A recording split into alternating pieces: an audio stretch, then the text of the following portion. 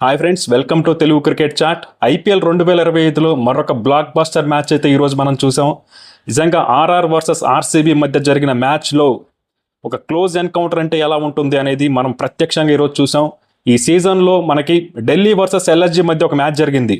ఆ మ్యాచ్ తర్వాత అంత స్థాయిలో ఉత్కంఠభరితంగా సాగిన మ్యాచ్ అంటే ఇదే అని చెప్పాలి. నిజంగా జాష్ హేజల్వుడ్కి అయితే క్రెడిట్ అయితే ఇవ్వాలి ఖచ్చితంగా. ఎంత మెచ్చుకున్నా తక్కువ అలాంటి బౌలర్ని.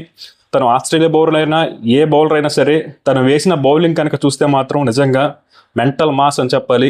నిజంగా 12 బంతుల్లో 17 పరుగులు కావాలి. ఇద్దరు సెటిల్ అయిన బ్యాటర్స్ అయితే గ్రీజ్లో ఉన్నారు. అయినప్పటికీ కూడా తను వేసిన 19 ఓవర్లలో ఒకే ఒక్క పరుగు మాత్రమే ఇచ్చి 2 ఇంపార్టెంట్ వికెట్స్ అయితే తీసుకున్నాడు. నిజంగా ఆర్సీబీ మ్యాచ్ గెలిచిందంటే అది ఖచ్చితంగా హేజల్వుడ్ బౌలింగ్ వల్ల అని చెప్పొచ్చు. ఈ మ్యాచ్లో విరాట్ కోహ్లీ చాలా బాగా ఆడాడు, అలాగే దేవదత్ పడిక్కల్ అద్భుతంగా ఆడాడు, అలాగే మనకి శ్రేయాస్ శర్మ మరియు కృణాల్ పాండ్యా చాలా మంచి బౌలింగ్ వేశారు. కానీ నిజంగా ఆర్సీబీ గెలిచిందంటే మాత్రం ఖచ్చితంగా జాష్ హేజల్వుడ్ బౌలింగ్ వల్లని గంటపదంగా చెప్పాలి. నిజంగా ఇలాంటి బౌలర్ కనుక ఈ టీంలో ఉంటే ఈ టీంని ఆపడం కష్టం. కప్పు గెలిచే అవకాశాలు అయితే ఖచ్చితంగా ఈసారి ఆర్సీబీ టీంకి అధికంగా ఉన్నాయని చెప్పొచ్చు. గతంలో ఇలాంటి బౌలర్ లేకపోవడం వల్లే ఆర్సీబీ టీం అయితే మ్యాచ్లు ఓడిపోయిందని చెప్పాలి. నిజంగా అసలు ఈరోజు మ్యాచ్లో ఏం జరిగిందో కనుక ఒకసారి చూస్తే, ముందుగా ఆర్ఆర్ టీం అయితే టాస్ గెలిచి బౌలింగ్ తీసుకుంది. తెలిసిందే కదా, చిన్నస్వామిలో ఎవరు టాస్ గెలిచినా బౌలింగ్ తీసుకుంటారు. అయితే ఆర్సీబీ బ్యాటింగ్ స్టార్ట్ చేసినప్పుడు ఫస్ట్ 3 ఓవర్స్లో మాత్రం బ్యాటింగ్కి చాలా కష్టంగా అనిపించింది. ఎందుకంటే మనకి జోఫ్రా ఆర్చర్ అలాగే ఫజలాక్ ఫరూకీ అయితే చాలా బాగా బౌలింగ్ చేశారు. వాళ్ళకి తోడు సందీప్ శర్మ కూడా చాలా బాగా బౌలింగ్ చేశాడు. పవర్ ప్లేలో అయితే ఆర్సీబీ టీం 59 రన్స్ స్కోర్ చేసింది, కానీ చాలా స్ట్రగుల్ అయ్యారు ఆర్సీబీ బ్యాట్స్మెన్స్. విరాట్ కోహ్లీ కానీ ఫిల్ సాల్ట్ కానీ ఇద్దరికిద్దరు స్ట్రగుల్ అయ్యారు. కాకపోతే వాళ్ళకి కాస్త లక్ కలిసి వచ్చింది, కొన్ని ఇన్సైడ్ ఎడ్జ్లు అయ్యాయి.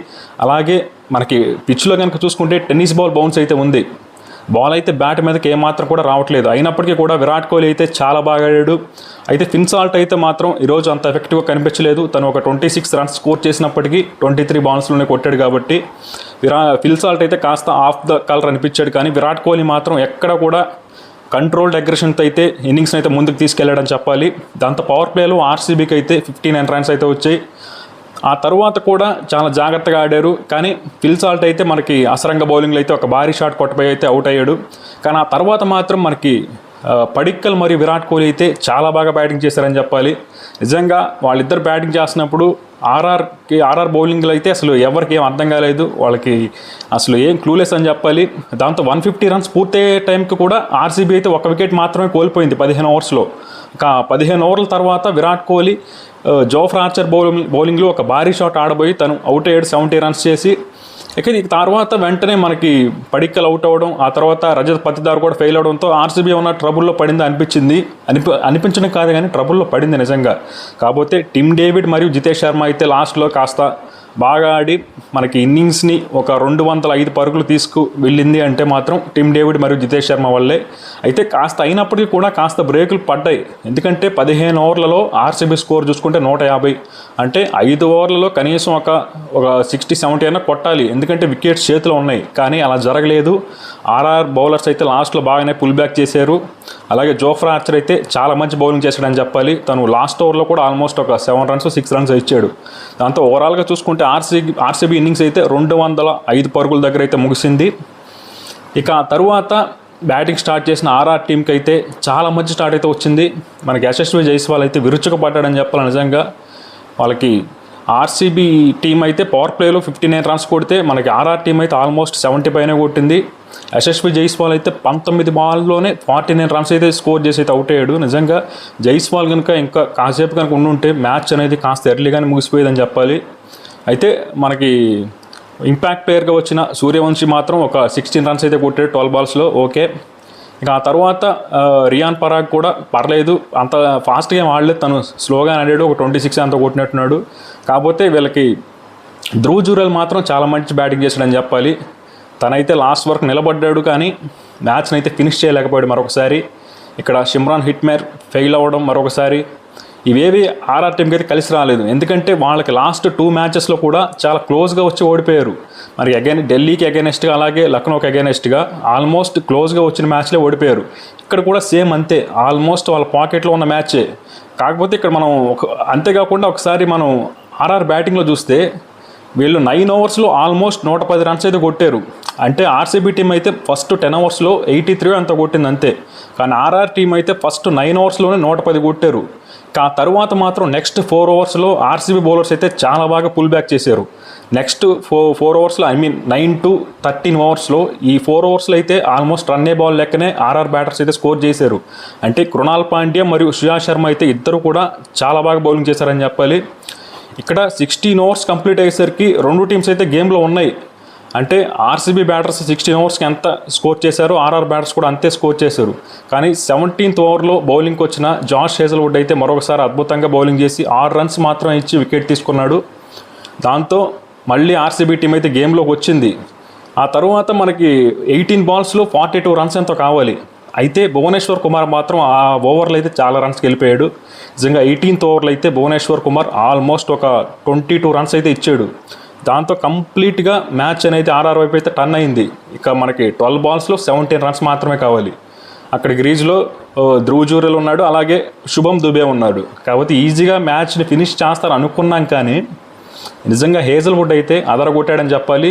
ఇక్కడ మనం జితేష్ శర్మ కూడా క్రెడిట్ అయితే ఇవ్వాలి. తను తీసుకున్న ఆ రివ్యూ తర్వాత మ్యాచ్ అనేది కంప్లీట్గా మారిపోయింది. తను ఎప్పుడైతే ఆ రివ్యూ తీసుకున్నాడో అంటే అది బ్యాట్ గ్రౌండ్ అయిన తర్వాత మనకి బాల్ అయితే బ్యాట్ ఎడ్జ్ తాకి కీపర్ చేతిలోకి వెళ్ళింది. కాబట్టి క్లీన్ క్యాచ్ అది ఆ రివ్యూ అనేది బాగా కలిసి వచ్చింది చెప్పాలి ఆర్సీబీ టీంకి. కాబట్టి ధ్రువ్ జురేల్ అవుట్ అయిన తర్వాత కంప్లీట్గా మ్యాచ్ అనేది మారిపోయింది. ఆ తర్వాత వెంటనే జోఫ్రా ఆర్చర్ అవుట్ అవ్వడం, దాంతో ఆ 19th ఓవర్లో కేవలం ఒక్క పరుగు మాత్రమే వచ్చింది. నిజంగా ఆ ఓవర్ అయితే ఖచ్చితంగా హేజల్వుడ్కి అయితే ఎంత మెచ్చుకున్నా తక్కువే. ఇక లాస్ట్ ఓవర్లో 16 పరుగులు అనుకుంటా, 17 పరుగులు. లాస్ట్ ఓవర్లో 17 పరుగులు కావాలనుకున్నప్పుడు మనకి యష్ దయాల్ అయితే వచ్చాడు. తనైతే చాలా బాగా బౌలింగ్ చేశాడు. సింపుల్గా ఒక 5 రన్స్ మాత్రమే ఇచ్చి ఆర్సీబీ టీం అయితే 11 పరుగుల తేడాతో అయితే మ్యాచ్ గెలిచింది. కాబట్టి ఆర్సీబీ టీం అయితే చాలా బాగా పుల్ బ్యాక్ చేసిందని చెప్పాలి ఈ మ్యాచ్లో. ఆర్సీబీ బౌలర్స్ అయితే ఇనీషియల్గా కాస్త తప్పులు చేశారు, సరైన లెన్స్ వేయలేదు. కానీ వాళ్ళు తర్వాత కమ్బ్యాక్ ఇచ్చిన విధానం చూస్తే మాత్రం నిజంగా హ్యాట్స్ ఆఫ్ అని చెప్పాలి. శ్రేయాస్ శర్మ, కృణాల్ పాండ్యా అయితే ఆర్సీబీని తిరిగి మ్యాచ్లోకి తీసుకొచ్చారు. కానీ ఆర్సీబీని మ్యాచ్లో గెలిపించింది మాత్రం హేజల్వుడ్డే. ప్లేయర్ ఆఫ్ ద మ్యాచ్ కూడా తనకే ఇచ్చారు అనుకుంటా.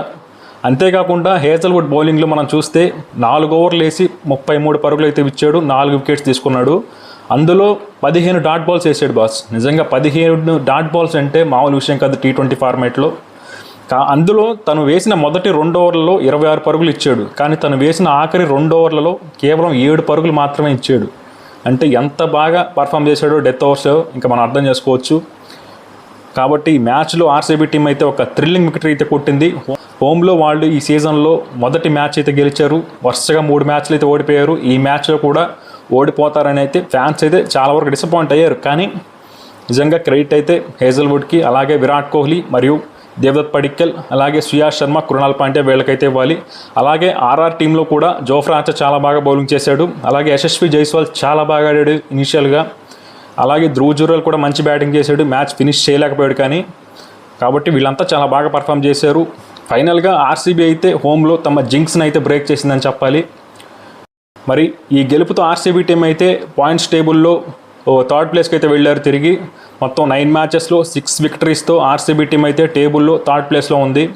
ఇక అలాగే మనకి ఆర్ఆర్ టీం అయితే 8th ప్లేస్లోకి వచ్చిందనుకుంటా. మరి చూడాలి మిగతా మ్యాచెస్లో ఈ 2 టీమ్స్ ఎలా పర్ఫామ్ చేస్తాయో.